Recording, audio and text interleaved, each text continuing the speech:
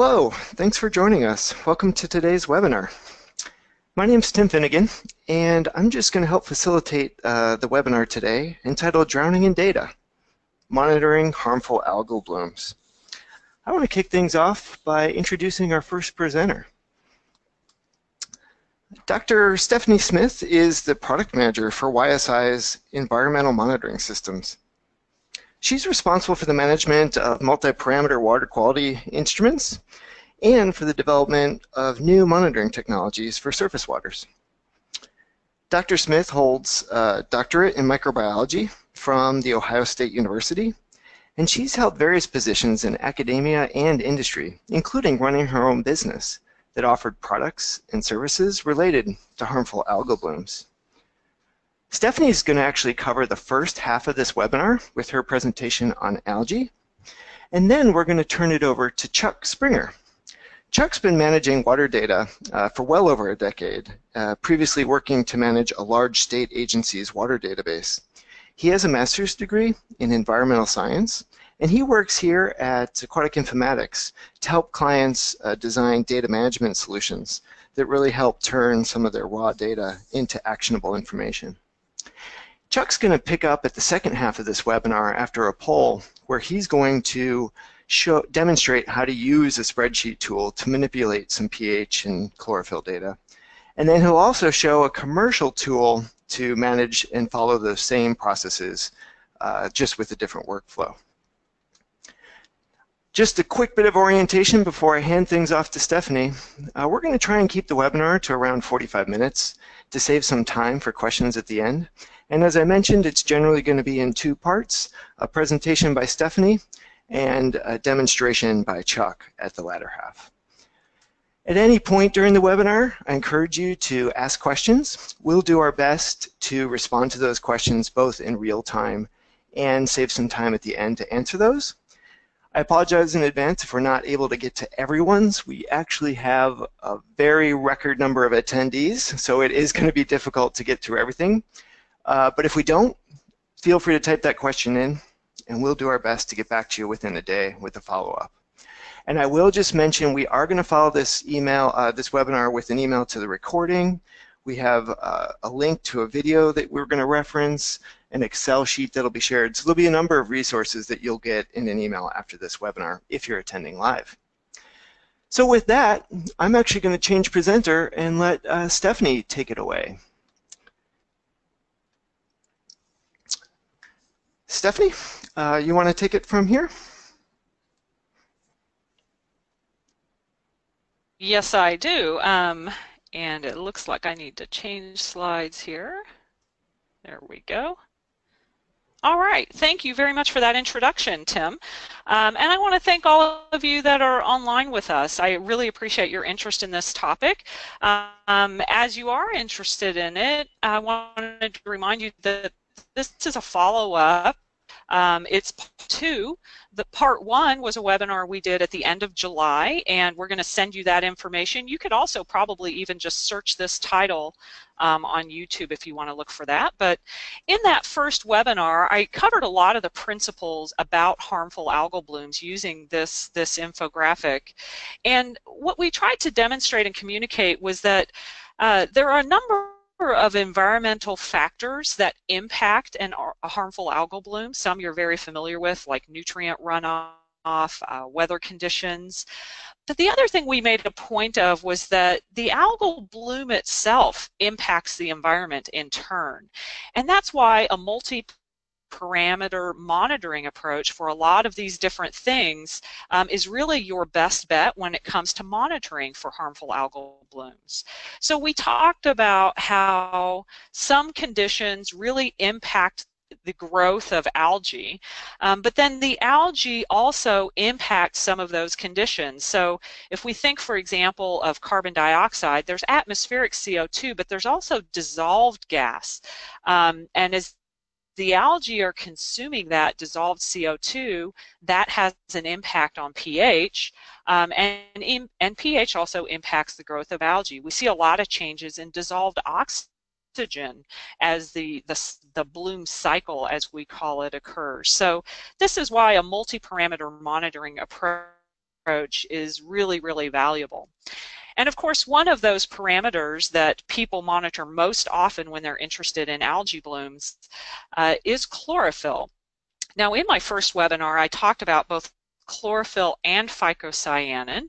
And chlorophyll is the pigment that you don't just find in blue-green algae, but actually you find it in all algae, including seaweeds, eukaryotic algae, blue-green algae, and everything on up to higher plants. And of course, that's because all of these organisms are performing photosynthesis, where they're converting the energy from sunlight into cellular fixed carbon. So the molecule itself, chlorophyll, I've shown here, not because I necessarily expected you to recognize it, but if there are any biochemists in the audience, you might recognize the potential here with all these double bonds for this to be a fluorescent molecule. And in fact it is. And we often have monitored for chlorophyll for decades, in fact, not just recently with multi-parameter sondes, but for many, many decades. Chlorophyll has been monitored as an indicator of the size of the algal population, and the general rule of thumb is that the more chlorophyll you have, the more algae you have, and that is all algae, not just the blue-green algae. So it's a very useful monitoring tool, and in the interest of time for today's webinar, we're going to focus on chlorophyll as a monitoring tool, but I do want to remind you that there are other pigments involved, and I'll remind you of that throughout the talk. So of course, the way I prefer to monitor for chlorophyll and to monitor harmful algal blooms in general is to use what we call a multi-parameter sonde.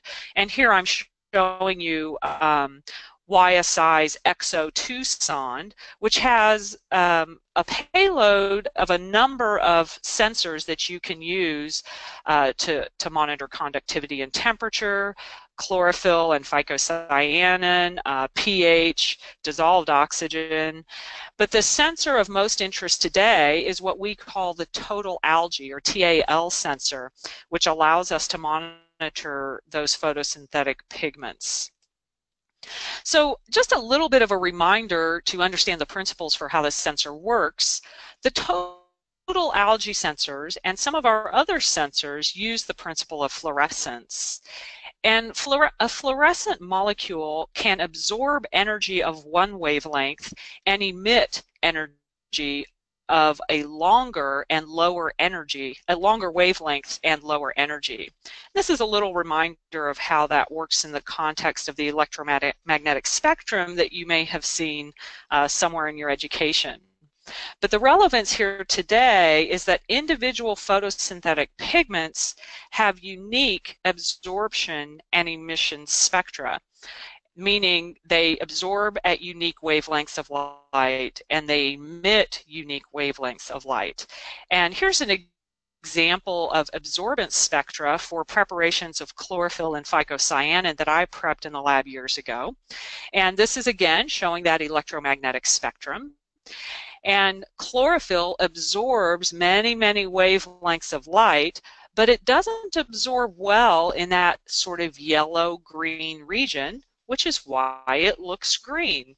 Likewise, phycocyanin has a nice absorbance peak here that starts in the greens and goes on through the red-orange, but it doesn't absorb in those shorter blue wavelengths, which is why it appears blue.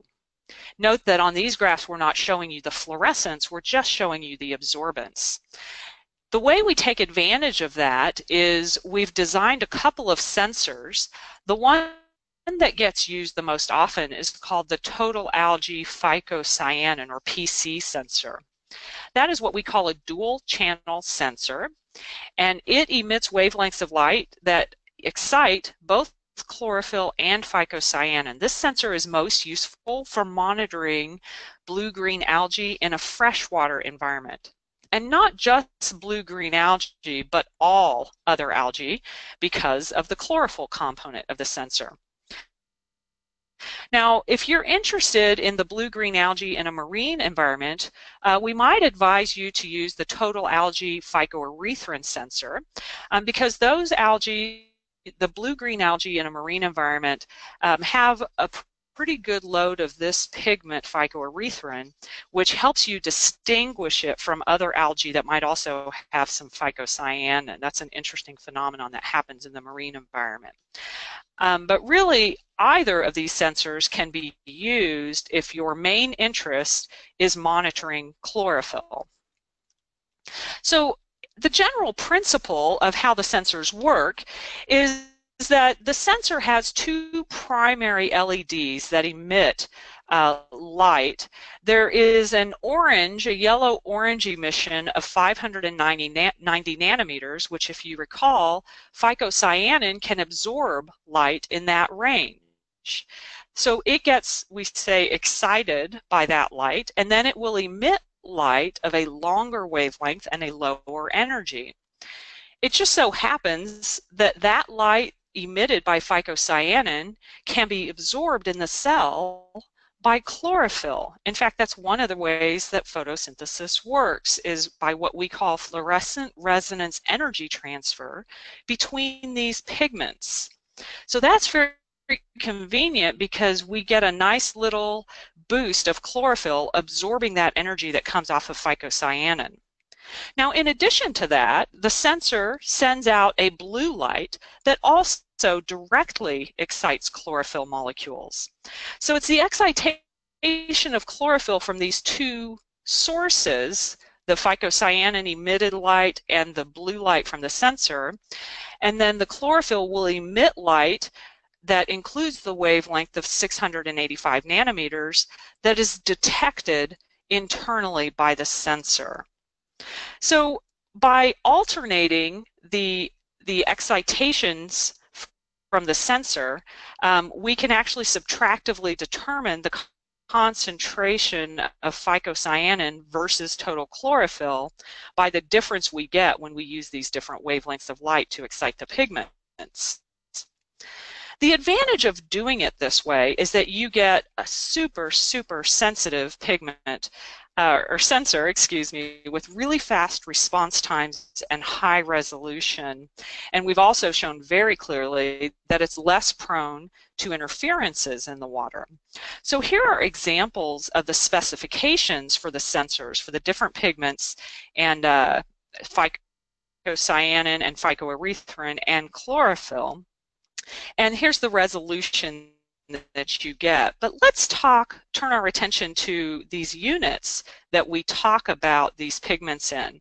For the total algae sensors, the units that we use are RFUs and micrograms per liter of chlorophyll. And I want to talk about what that means. Now, I want to go back to something that comes up a lot, and that is a unit called CFU per mil.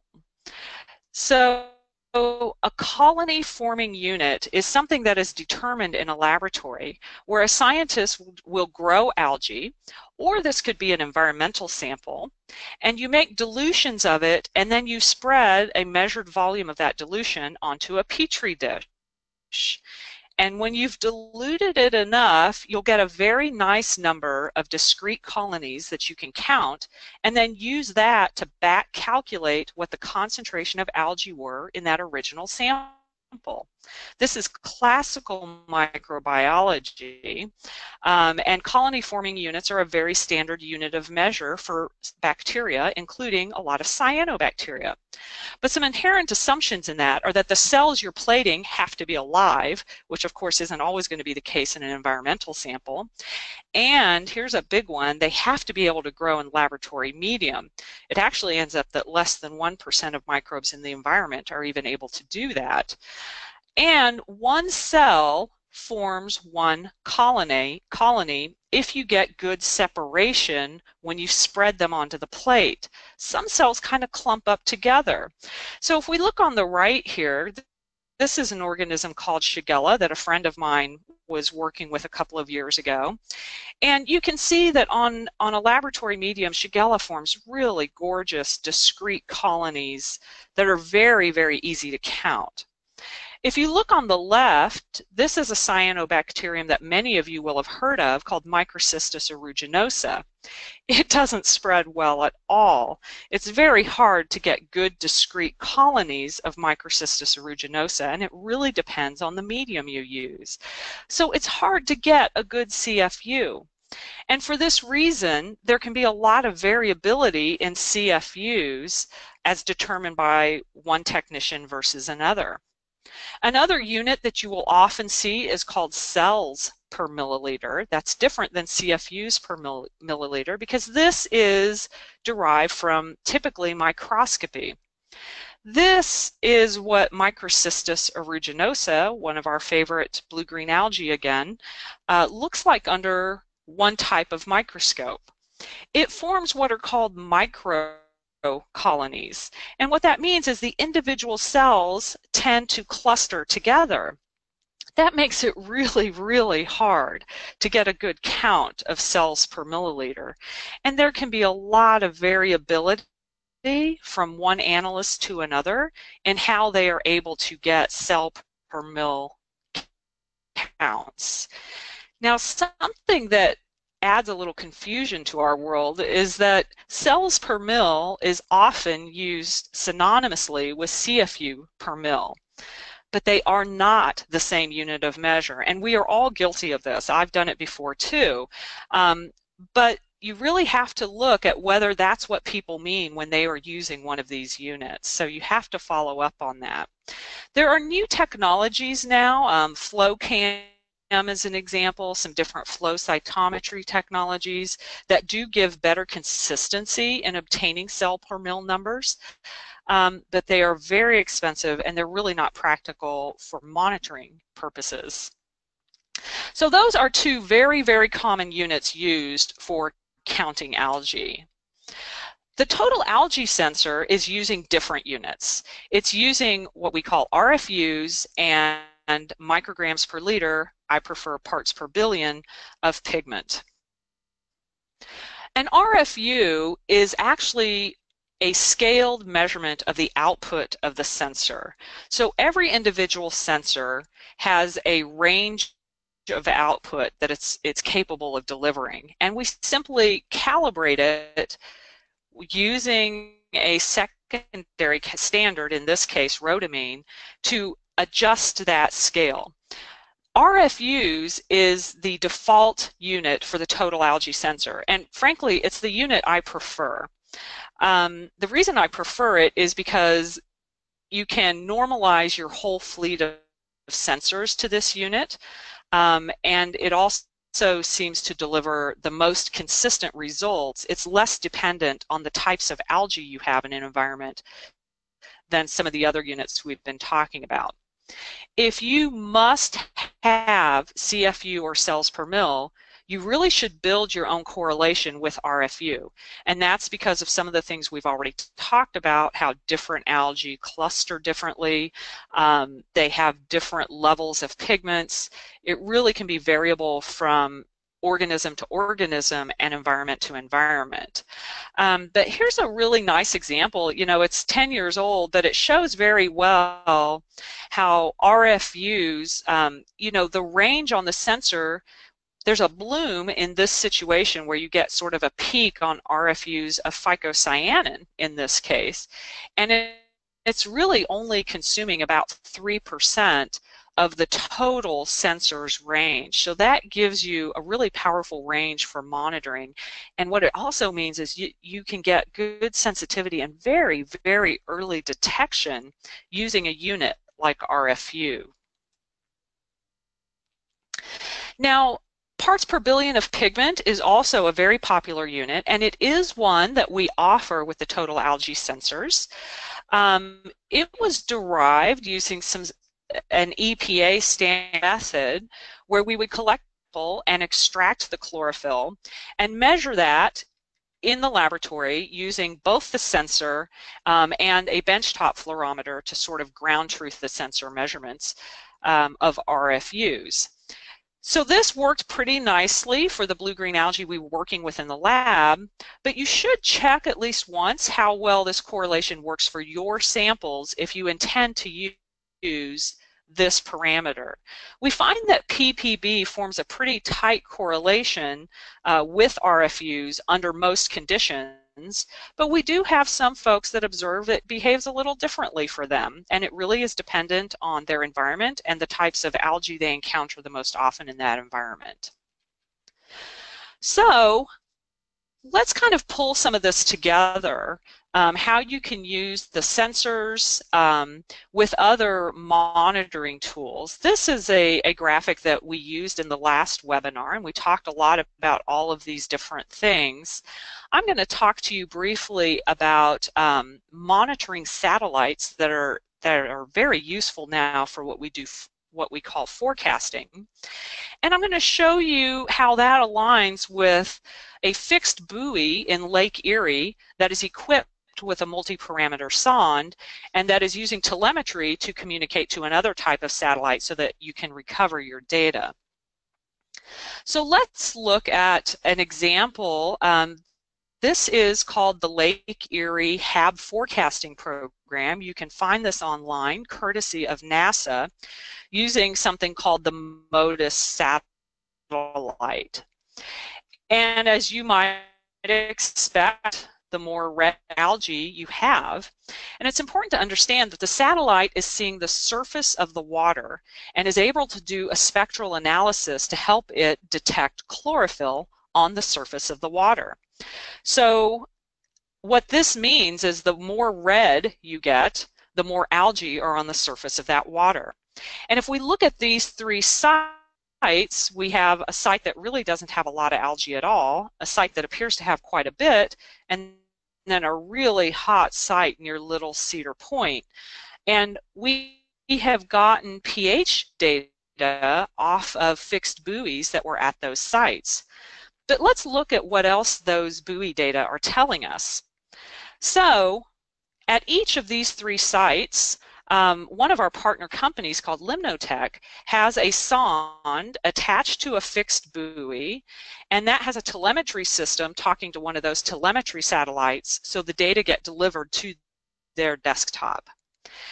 That sonde is delivering pH data, and what you may notice is that as the algae density appears to increase, so does the pH. And this is one of those examples of how the algae are impacting the environment because they're consuming that dissolved CO2.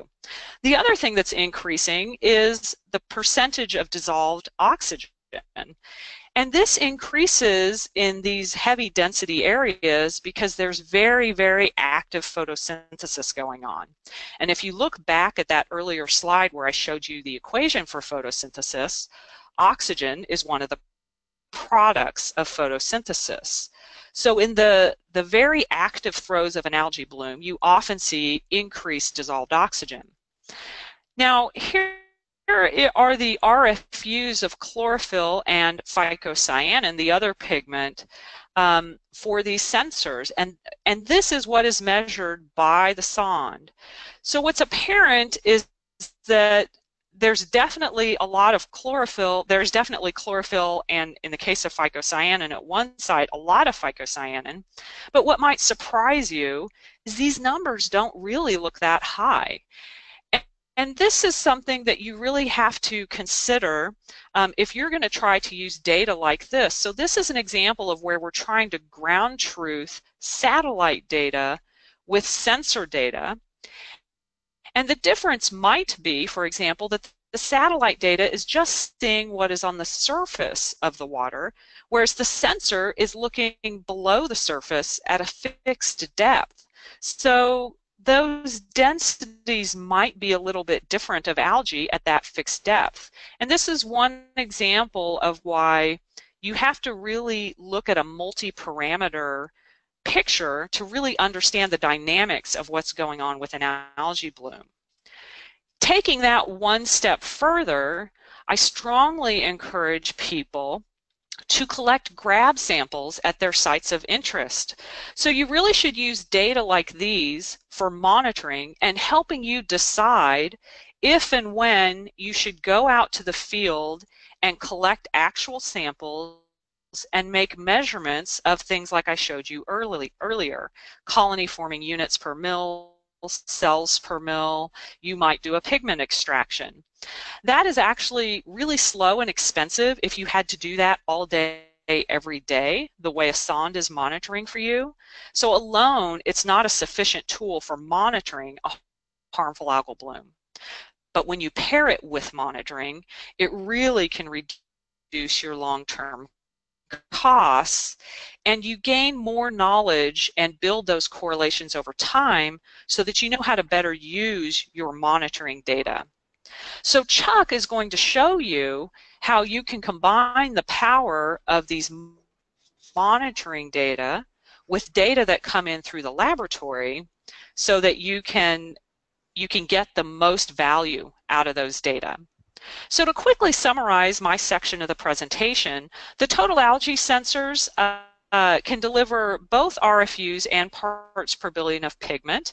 I'm a believer in using RFUs, but if you have a preference for using the pigment unit, you should by all means do that and try to develop some idea of how well that correlates with your environmental samples by at least once building a relationship between RFU and either CFU, cells per mil, or parts per billion of pigment.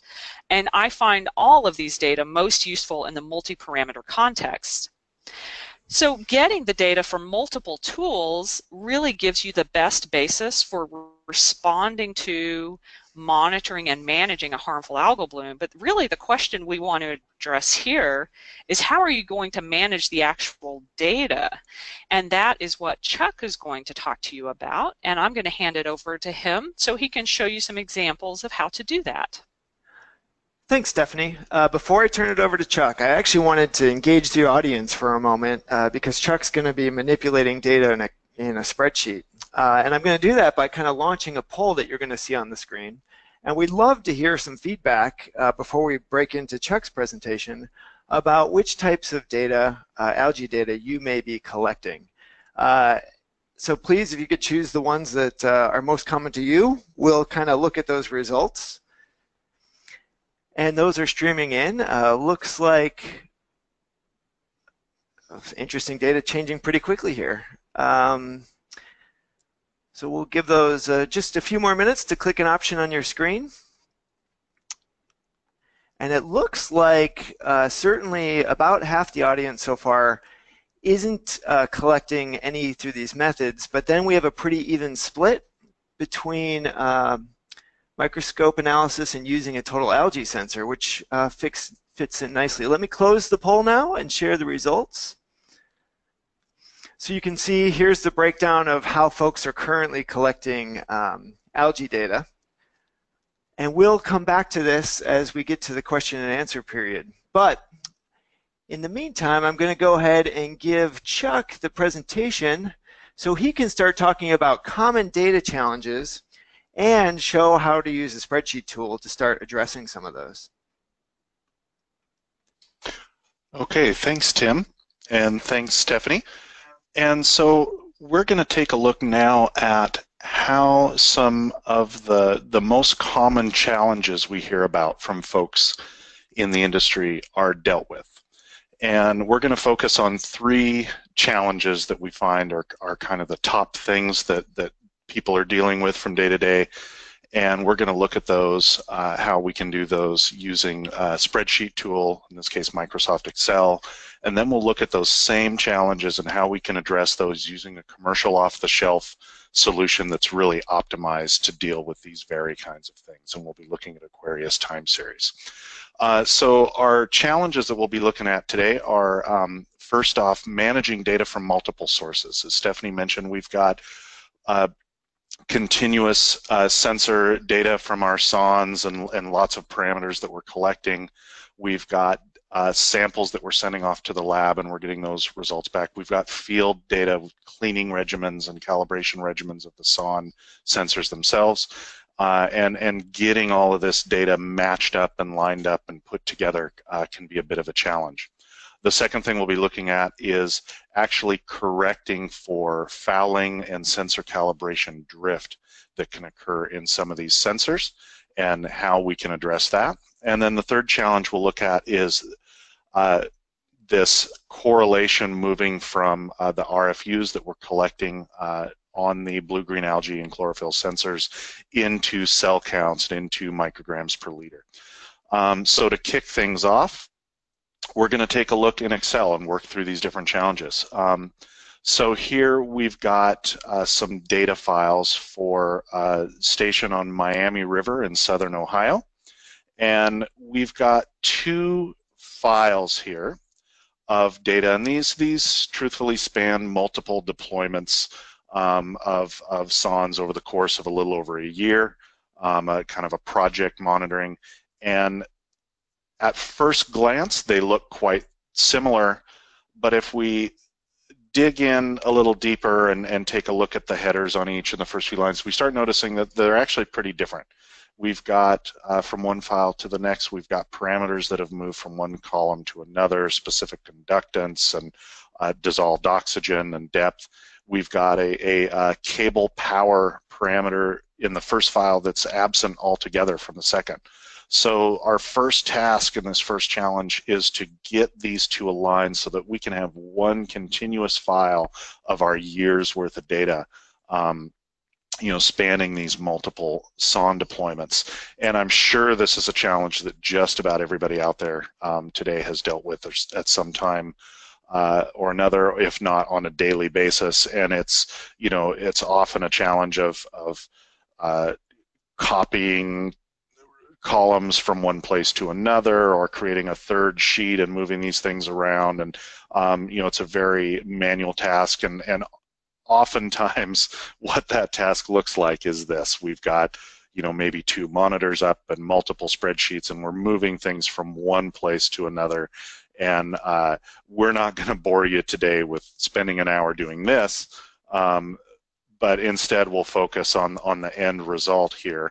Once we've got our continuous file of data spanning all our deployments, we've moved these things around, and we've got one data source here for our continuous data now. And this brings us to the next challenge, which is dealing with drift that can occur in these sensors.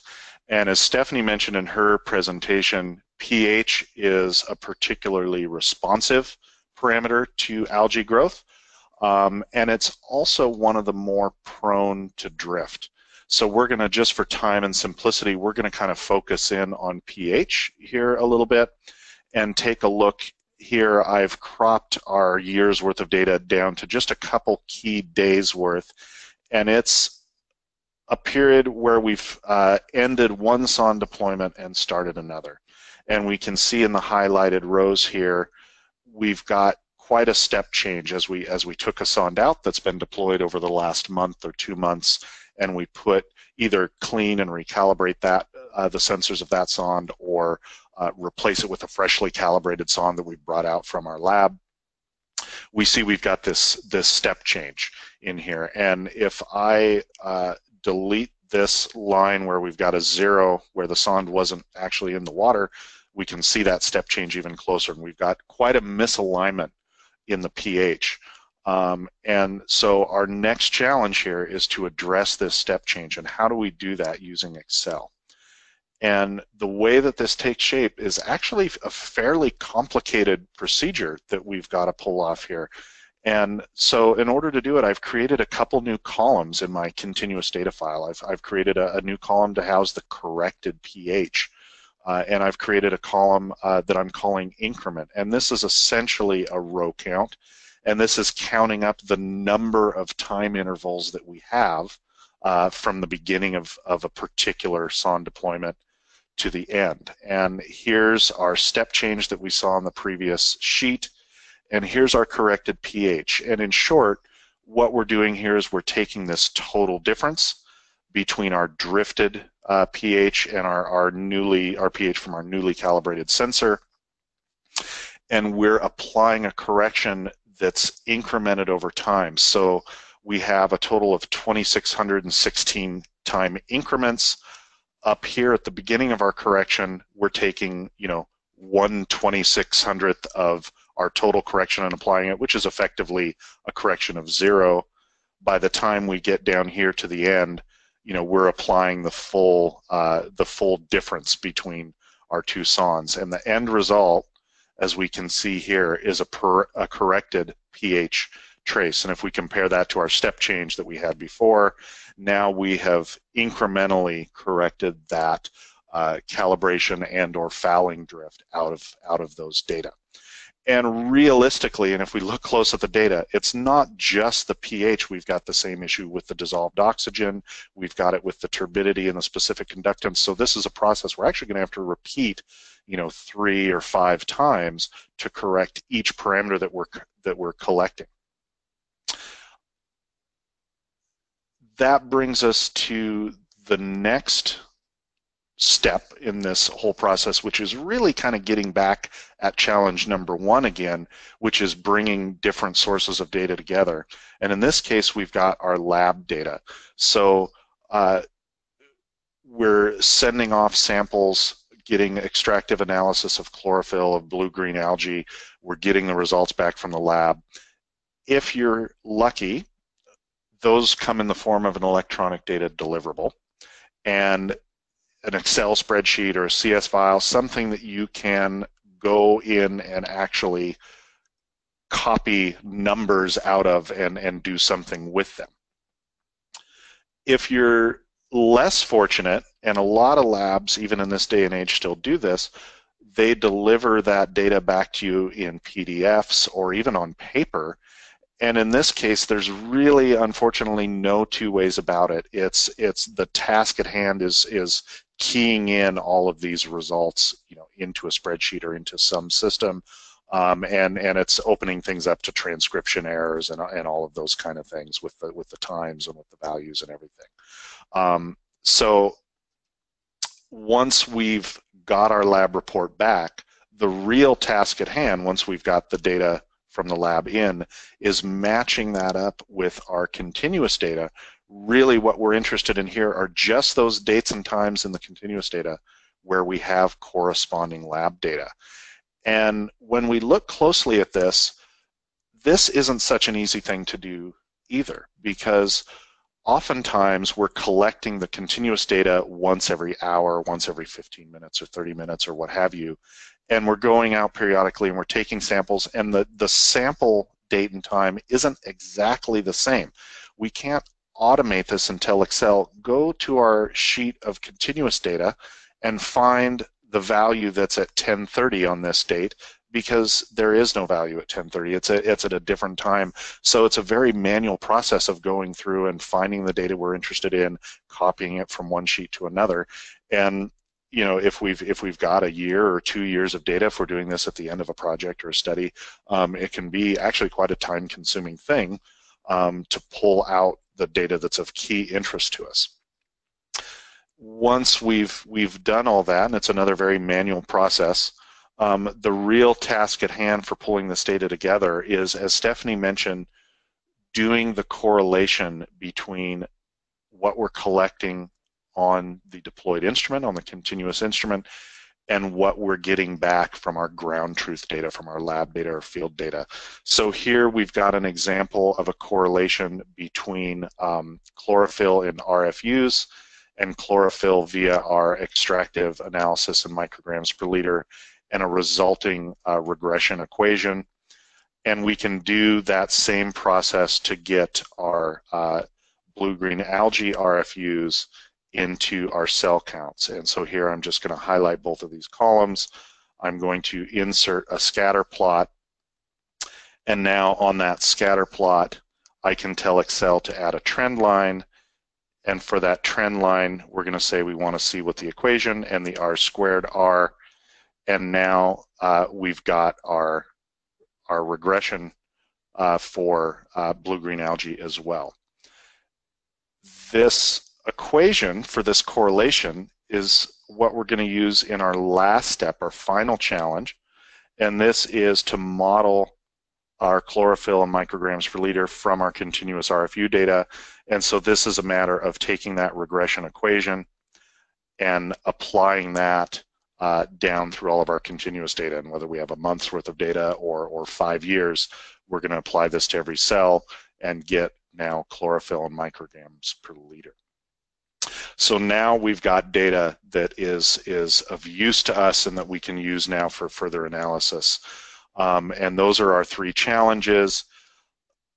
So we looked at managing data from multiple sources, copying data from here to there. We looked at how we can incrementally apply a drift correction to offset our data for calibration and fouling drift, and that Excel spreadsheet, we've sent that out as an attachment here on the webinar. So if you want to take a look at those calculations and dig in and see how we did the various steps, it's all there in the spreadsheet, and you're welcome to download that. And then our challenge number 3, we saw how we can correlate our RFUs into cells per milliliter or micrograms per liter. Now we're going to take a look at these same 3 challenges and how we can use Aquarius time series to address them. And just a quick note about Aquarius time series, it's not a tool like Excel. It is a data management system. It sits on top of a relational database. It's got a web-based user interface, and it's got workflows in it that are optimized for dealing with these very kinds of challenges, and we're going to take a look at those now. So here in Aquarius, I've created our same Miami River location, and I've created some time series, and these are, we can think of these as containers in which we're going to put data from those files that we were looking at. Right now they're empty, there's nothing in them, and we're going to take a look at how we can, one, get the data in, and then work with it here in the system. And so getting the data into the system is, in Aquarius, we're able to take those files and actually drag and drop them into the web interface and ingest the data. And what's going on behind the scenes here, as these are uploading and parsing and coming in, is that we can create configuration templates in Aquarius, and the template is simply a mapping of this column in the file, the data in it goes to this time series in the database. And for, you know, here where we've got 10 or so different parameters, we're mapping each of those 10 columns, and we say what the format is and how the timestamps are oriented. And these configurations are reusable. So what we did was made a configuration for that first SON file, and then we used it as a starting point for the second, and just moved things in the configuration where they needed to be moved, and these are now a reusable thing. And if we get, because we've done that for both of these file types, if we get any more files that match either of those types, we can simply drag and drop those and they come in. And we can actually reuse these templates for other locations. If we have SONs at 10 or 50 or 100 locations in a monitoring network, we can reference these same 2 configurations that we did and bring in data at will anytime we need to. So now that we've got the data in, and we'll actually go and take a look at these data here in a little bit, but first I want to go over to our field visit information. So we've also brought in our discrete data from every time we were on the site, and we did a cleaning regimen, a calibration regimen, we did lab sampling, all of those kind of things. Those data can come into Aquarius as well, and each of those visits are called a field visit in Aquarius. And if we look here at our same visit on May 24th, we've got some basic information about the visit. We've also got our pre and post cleaning readings that we did with our sonde, and as well as an in situ reading after our calibration was done. And the calibration data itself is here, and we can see that we've got pre and post calibration readings in 2 different standards. So we're actually dealing not with just one calibration point here with pH, but we're dealing with 2, and there could just as well be 3 if you're doing a pH 4 standard as well.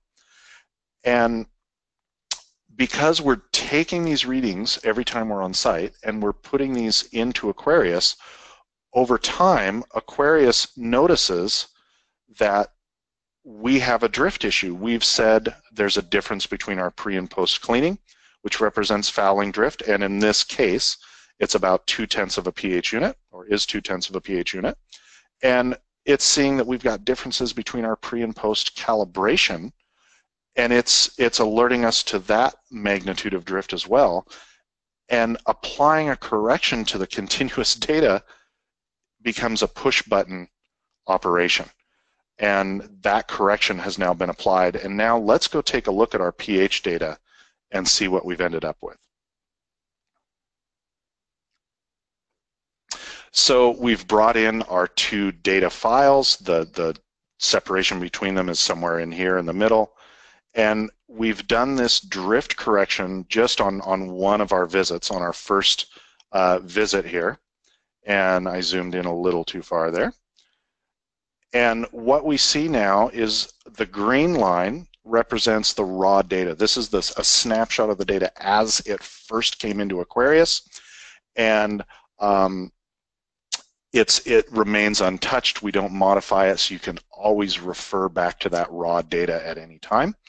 We see here the colored points are our pre-cleaning, post-cleaning, and then our after calibration. These are all of our in situ readings. And then we see our corrected data represented by the blue line, and here we've matched up the data. It's the exact same kind of correction that we did manually in Excel, this incremental, time-weighted, gradual correction. And we've let Aquarius do all of that heavy lifting for us, and it's applied that correction to the data.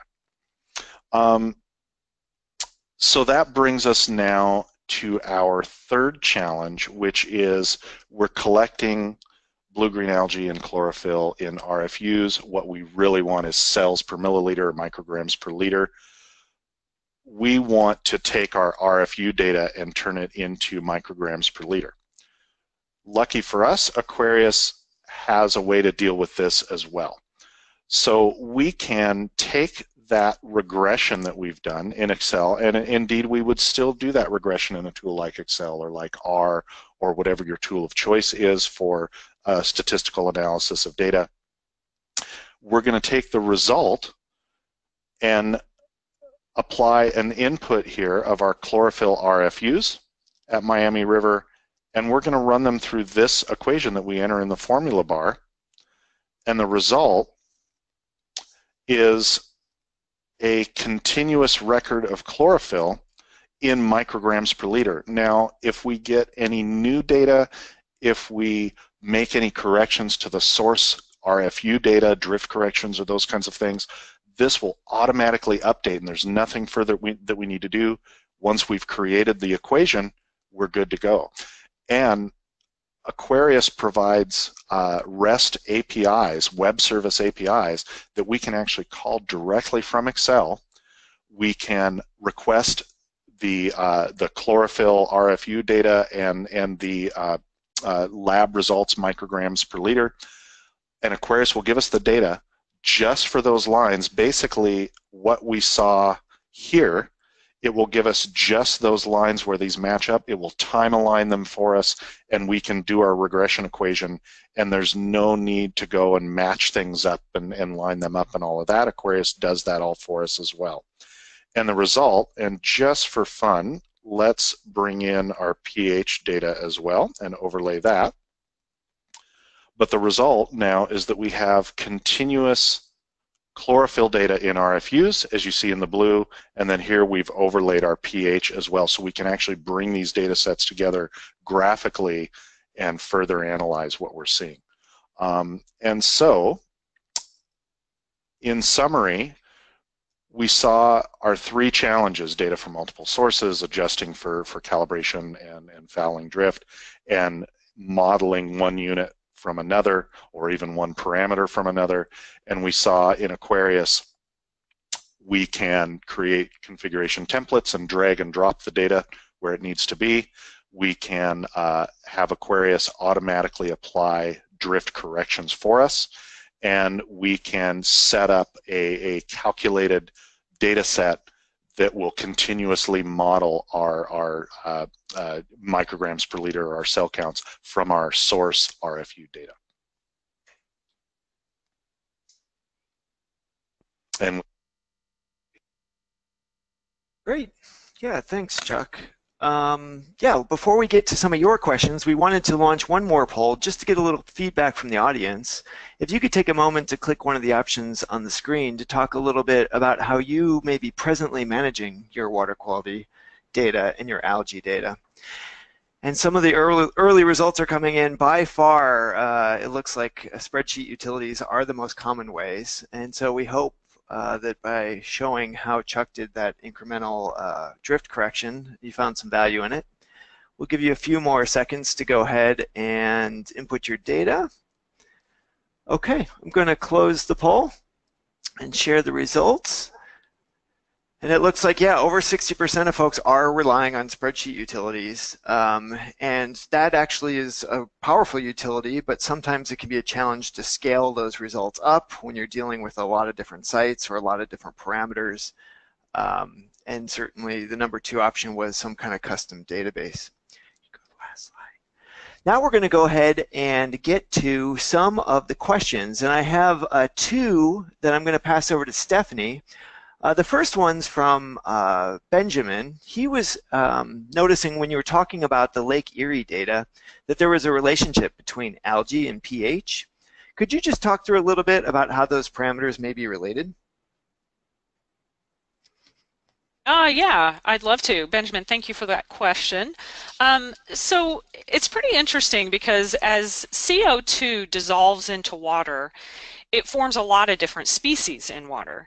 It can form carbonate, bicarbonate, and carbonic acid primarily, and all of these exist in sort of an equilibrium that really almost buffers the water a little bit. So there's actually a little bit of buffering capacity in the environment. And what happens is the algae start pulling that dissolved CO2 out of that equilibrium. And what that causes to happen is you start losing the balance of some of those more acidic species of CO2 in the water, and therefore you start getting an increase in pH. So the general rule of thumb is that as algae start entering into that really dense population state, they start consuming dissolved CO2 and some of those acidic species of CO2, and you start getting an increase in the pH in the water. Thanks for that, Stephanie. And then another question for you along those similar lines was from Brian. If a single cell forms one CFU, how come one CFU doesn't necessarily equal 1 cell per mil? Yeah, that's a great question that every student of microbiology should ask. And it boils down to how it kind of boils down to error and what you're actually looking at under the scope. So remember, in an ideal world, they would align. So let's just put that out there. You're absolutely right. They should be, that should be a 1-to-1 relationship with a perfect slope if you plotted those against each other. In the real world, when you're counting stuff under the scope, realize you can be counting cells that aren't alive. You can be counting cells that aren't going to be able to grow for a number of different reasons. And you can be counting things that you think are cells that aren't actually cells. So all of those things introduce some error. And then the other reason is simply analyst error. One anecdote I'm familiar with was there's been monitoring on a lake out in California. The U.S. Geological Survey has monitored a lake out there for something like 30 years continuously now. And they had a guy that did their cell counts for 25 of those 30 years. And he retired, as I would if I were doing cell counts for that long.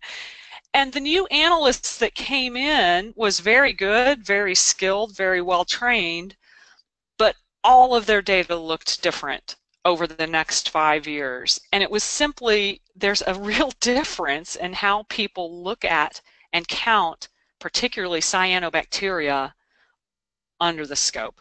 So there's a huge variability. Now, there are a handful of people that have actually developed some of their own methods to improve that consistency, but it's one of the reasons that I really wish regulatory agencies would get away from CFU per mil or cells per mil as a parameter of interest, because the variability in it is just huge, and I don't think it's as meaningful as we all wish it would be.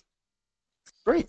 Thanks, Stephanie. That's great answers. And I have a couple here for Chuck.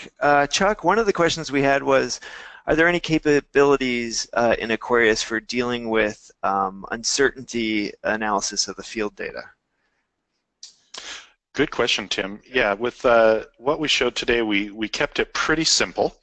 But we do have, when we were looking at our field visits, and we were looking at our pre-cleaning and post-cleaning readings of pH, we can actually specify, if we know the uncertainty around those field readings, we can specify that as well, and that actually goes into that calculation. So for example, if we have an uncertainty in our readings that exceeds the difference between the pre-cleaning and post-cleaning, Aquarius is going to see that and see that we don't really have a correction to apply because we've got a very high uncertainty that cuts into our fouling drift assessment.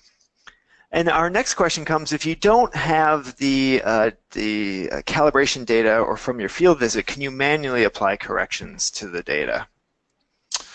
Absolutely, another good question. Yeah, so the automatic correction that we saw me apply, that very same correction can be applied here from our data correction tool, and that among many others. So the correction that Aquarius is using behind those auto corrections is this USGS multi-point correction, and the multi-point is that ability really around largely pH, where we've got multiple standards and we're not correcting to a fixed value, but rather a curve of correction values. And we can apply that and any of the others that you see here on the list manually as well. Thanks for that, Chuck. Stephanie, this is one I'm not sure if you have off the top of your head, but it may have been in your diagram. What wavelength does phycocyanin emit? Do you happen to know that one? Yeah, let me think for a minute. I'm trying to remember. So it actually emits a range of wavelengths that are in the high 600s. I don't remember what the exact peak is, to be quite honest. I have another slide of that, though, and would be happy to email that out. Great. And another one was, and this is kind of general, but I think it speaks to some of the challenges we are trying to address with this webinar, is can you talk more about how the YSI sensor information is translated into micrograms per liter? So, yeah, could you just Sure. speak to, yeah, go ahead. Yeah, I went over that in pretty general terms, but so the upshot of it is that when we were developing the sensor, we did some laboratory-based experiments where we actually used a standardized EPA method. We grew cells of a couple of different types in a culture, and we collected those cells on a filter and went through a process like the one I showed in the slide, where basically you collect them on the filter, you perform an extraction, and then you can measure the concentration of chlorophyll either on a spectrophotometer or a fluorometer, actually. And this actually raises a very, very important point. And then those extracts are diluted in water, and that is measured with the sensor.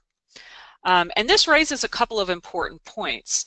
One is, bear in mind that the chlorophyll you are measuring in water is actually going to behave a little bit differently than the chlorophyll you measure in an extract, because that extract is formed with acetone or another organic solvent.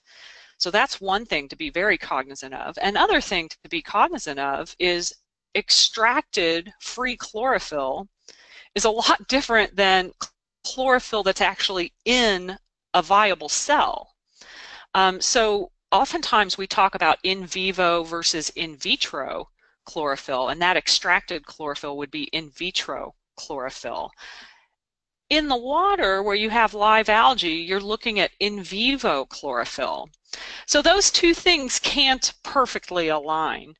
And this is one of the reasons I say that and then there are other biological layers of complexity on that, like, you know, how does one algae cell versus another type of algae cell compartmentalize the chlorophyll in the cell, what time of day it is. So sometimes cells regulate the concentration of chlorophyll in the cell depending on how much sunlight there is, and all of these things can introduce some variability in those measurements. And that's why you can use parts per billion, and it's still a good indicator for you to monitor trends, but be very cognizant of how a lot of these other factors can have an impact on the correlation of that to the true number of algae.